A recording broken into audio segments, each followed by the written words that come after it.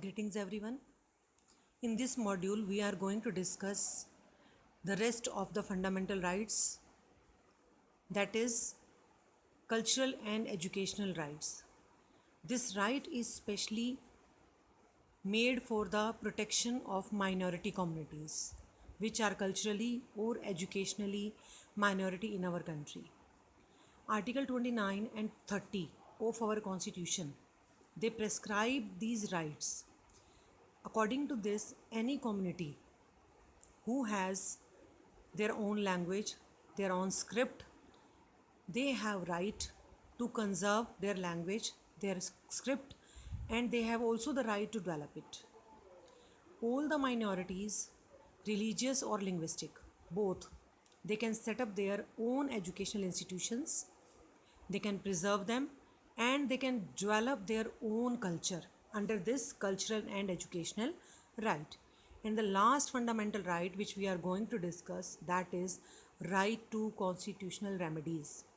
This right is called the guardian protector of all other fundamental rights which we have discussed up to now, like right to equality, right to freedom of religion, right against exploitation, cultural and educational rights.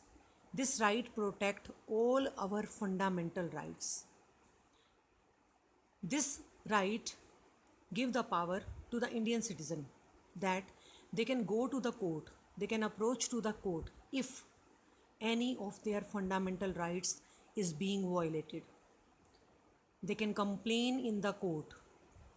This procedure of asking the court to preserve or safeguard the citizens' fundamental rights can be done in various ways.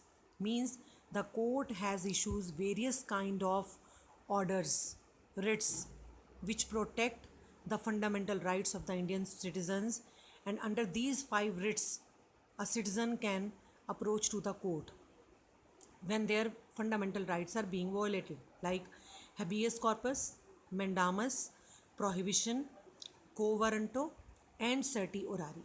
All these are the writs which protect the fundamental rights of Indian citizens. Thank you.